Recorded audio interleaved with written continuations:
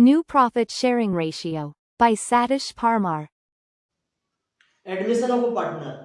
जब पार्टनरशिप में एक आईएमपी टॉपिक है एडमिशन ऑफ पार्टनर, आज हम समझेंगे new profit sharing ratio, calculation of new profit sharing ratio. Admission of partnership में क्या होता है कि पार्टनरशिप बिजनेस में कोई पार्टनर किसी न्यू पार्टनर को एडमिट करता है तो उसे हमें फ्यूचर में प्रॉफिट शेयरिंग रेशियो डिस्ट्रीब्यूट करने के लिए न्यू प्रॉफिट शेयरिंग रेशियो की रिक्वायरमेंट रहती है, तो उससे रिलेटेड प्रैक्टिकल क्वेश्चन आते हैं। ठीक है, अब हम समझते हैं कि how to calculate new profit sharing ratio.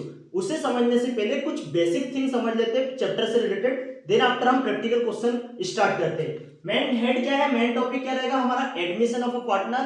ठीक है, अब हम यहाँ पे एग्जांपल की व्याप पे समझते हैं कि there was a two partner.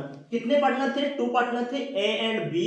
उन्होंने डिसाइड किया कि फ्यूचर के बिजनेस को एक्सपांड करने के लिए हमें ए को पार्टनर की रिक्वायरमेंट है, तो उन्होंने डिसाइड करने के बाद सी को न्यू पार्टनर एडमिट कर दिया। ठीक है, अब यहाँ पे पहले ए एंड बी 1:1 में प्रॉफिट शेयरिंग रेशियो डिस्ट्रीब्यूट करते थे। ठीक है, all the profit sharing ratio क्या गिवन है क्वेश्चन में, 1:1 की जितना भी प्रॉफिट एंड लॉस होता था ए एंड बी इक्वली डिस्ट्रीब्यूट करते थे। ठीक है, 1:1 में। ठीक है, अब क्या होगा कि उन्होंने एडमिट करा किसको, सी को, तो फ्यूचर में रिक्वायरमेंट रहेगी कि जो भी प्रॉफिट होगा अब टू पार्टनर में डिस्ट्रीब्यूट ना होते हुए तीनों पार्टनर के बीच में डिस्ट्रीब्यूट होगा। ठीक है, अब उसे डिस्ट्रीब्यूट करने के लिए हमें किसकी रिक्वायरमेंट रहेगी, न्यू प्रॉफिट शेयरिंग रेशियो की रिक्वायरमेंट रहेगी। ठीक है, अब न्यू प्रॉफिट शेयरिंग रेशियो जब भी हम कैलकुलेट करते हैं तो डिफरेंट केस होते हैं। क्या case? Case 1, case number 1, no information regarding sacrifice. No information regarding sacrifice, ये क्या होता है, नो इंफॉर्मेशन रिगार्डिंग सेक्रीफाइस।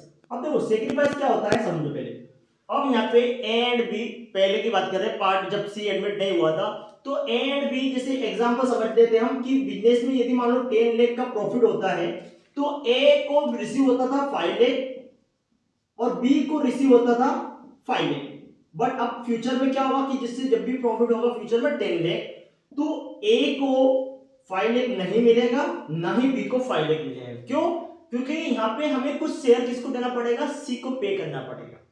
कुछ शेयर किसको पे करना पड़ेगा, सी को पे करना पड़ेगा। मतलब ए का जो शेयर है डिक्रीज हो जाएगा, फ्यूचर में बी का शेयर भी डिक्रीज हो जाएगा। हो सकता है कि यहाँ पे सारा शेयर ए ही दे, हो सकता है सारा शेयर बी ही दे, ये क्वेश्चन डिसाइड कर देता है। तो ये जो शेयर डिक्रीज हो रहा है किसका, ओल्ड पार्टनर का, उसे हम बोलते हैं पार्टनर ने सेक्रीफाइस करा है। उसे क्या बोलते हैं, जब भी शेयर डिक्रीज होता है किसी पार्टनर का, उसे हम बोलते हैं पार्टनर ने सेक्रीफाइस किया है। क्लियर? अब यहाँ पे केस क्या है कि ये क्वेश्चन ने डिफाइन नहीं करा है।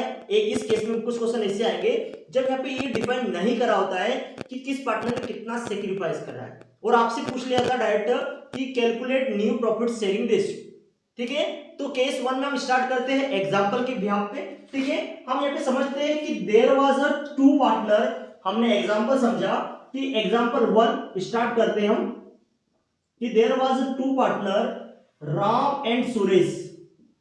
क्या एग्जांपल लिया हमने, there was a two partner Ram and Suresh, they distributed profit sharing ratio in 3:2। Old ratio क्या है, 3:2, ये क्वेश्चन ने मेंशन करा है। They admitted Mohan as a new partner. उन्होंने डिसाइड किया कि हम मोहन को न्यू पार्टनर ज्वाइन कराते हैं, as a new partner admit करते हैं। Mohan get 1/4 share in future. Mohan get 1/4 share in future, मतलब जितना भी प्रॉफिट होगा या लॉस होगा मोहन कितना रिसीव करेगा, 1/4 रिसीव करेगा जो भी शेयर होगा उसका। You are required to calculate new profit sharing ratio. You are required to calculate new profit sharing ratio, ये क्वेश्चन है। अब समझते हैं हम इसमें, तो जब भी इस टाइप का क्वेश्चन आए, यहाँ पे कुछ भी सेक्रीफाइस की इंफॉर्मेशन नहीं है, तो हम यहाँ पे एज्यूम करके क्वेश्चन को स्टार्ट करते हैं। Let's assume. ठीक है, जब भी क्वेश्चन आए कैसे स्टार्ट करना है, let's assume total profit of business, let's assume total profit of business 1 है ना। कोई भी चीज कितनी होती है, 100% होती है, तो हमने कंसीडर करा total profit equal to 1। Next step remaining profit, next step क्या निकालना, हमें रिमेनिंग प्रॉफिट कैलकुलेट करना है। आप रिमेनिंग प्रॉफिट कैसे निकालेंगे समझो, टोटल प्रॉफिट था 1, मोहन को कितना दे दिया हमने, 1/4 दे दिया, तो माइनस कर देंगे -1/4। 1 से 1/4 लेस कर देंगे तो रिमेनिंग प्रॉफिट आ जाएगा, वो प्रॉफिट हम दोनों पार्टनर को डिस्ट्रीब्यूट कर देंगे राम एंड सुरेश को।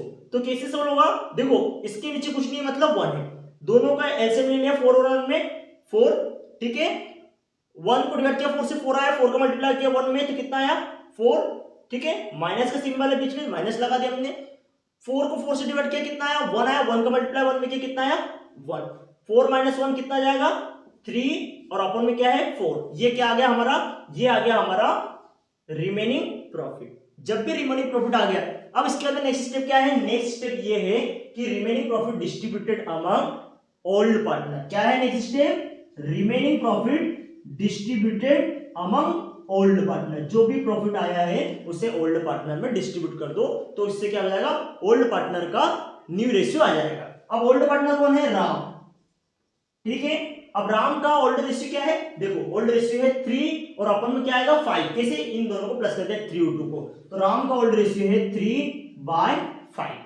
ठीक है।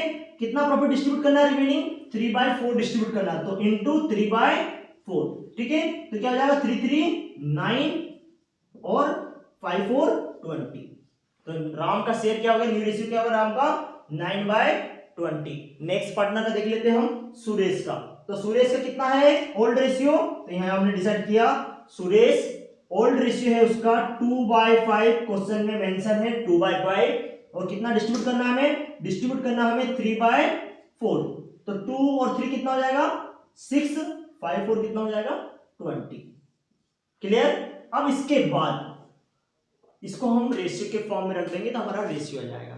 कौन से कितने पार्टनर है, 3 पार्टनर है, राम, नेक्स्ट वन है सुरेश, और न्यू वन कौन है मोहन, ठीक है राम सुरेश और मोहन। राम का न्यू रेशियो क्या है, राम का न्यू रेशियो है 9/20, सुरेश का न्यू रेशियो है 6/20, मोहन का न्यू रेशियो क्या है 1/4, क्वेश्चन ने मेंशन करा है। देखो बेस इक्वल है क्या, नहीं, बेस इक्वल कर लेते, तीनों का 20 कर लेते, ठीक है। तो क्या मल्टीप्लाई करें, इसमें 4 में 20 हो जाए तो 9/20, 6/20 एज इट इज, 1/4 को हम लिख सकते हैं कैसे 5/5, 5 से 5 कट हो जाएगा, कोई चेंज नहीं हुआ है ना, मैथमेटिकली हमने बेस इक्वल करने के लिए 5/5 से मल्टीप्लाई कर दिया, तो रेशियो क्या हो गया 9/20, 6/20 और 5/20, तो ये क्या निकल गया हमारा न्यू रेशियो आ गया 9:6:5, ये आपका आंसर है। वन टाइम डबल से गो थ्रू कर लेते कि जब भी किसी टाइप से सेक्रीफाइसिंग इंफॉर्मेशन नहीं है, ओल्ड रेशियो क्वेश्चन में गिवन रहेगा, यदि ओल्ड रेशियो गिवन नहीं है तो आपको एज्यूम करना है 1:1, क्योंकि पार्टनरशिप एक्ट के प्रोविजन बोलते हैं कि जब भी कोई इंफॉर्मेशन नहीं है हमें इक्वल एज्यूम करना है। क्वेश्चन में मेंशन करा है न्यू पार्टनर कितना रेशियो था 1:4 था, तो हमने क्या करा टोटल प्रूफ एज्यूम करा हमने 1, रिमेनिंग प्रॉफिट कितना निकला 1 - 1/4, 4 4 - 1 करा हमने, रिमेनिंग प्रॉफिट कितना बचा हमारा 3/4।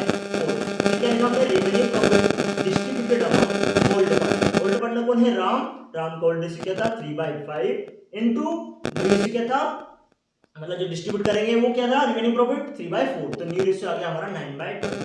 नेक्स्ट वन पार्टनर सुरेश, उसका 2/5 ओल्ड रेशियो था और रिमेनिंग प्रॉफिट 3/4 हमने डिस्ट्रीब्यूट करा, तो 2 × 3 6/20, रेशियो के फॉर्म रख देंगे राम सुरेश मोहन को, तो राम का है 9/20, सुरेश का है यहाँ पे 6/20 और मोहन का है 1/4। अब यहाँ पे तीनों का बेस इक्वल कर लेंगे, तो 4 को करना है किसके 20 इक्वल, तो 4 में मल्टीप्लाई कर देंगे हम 5 का और 5 से डिवाइड कर देंगे 5/5, तो ये हो जाएगा हमारा 9/20, 6/20, 5/20, यही आपका न्यू प्रॉफिट रेशियो है, ठीक है। नेक्स्ट हम समझेंगे इसमें कि जब सेक्रीफाइसिंग की इंफॉर्मेशन है उस केस में हम न्यू प्रॉफिट से रेशियो किस टाइप से कैलकुलेट करेंगे। Thank you. Like, share, subscribe.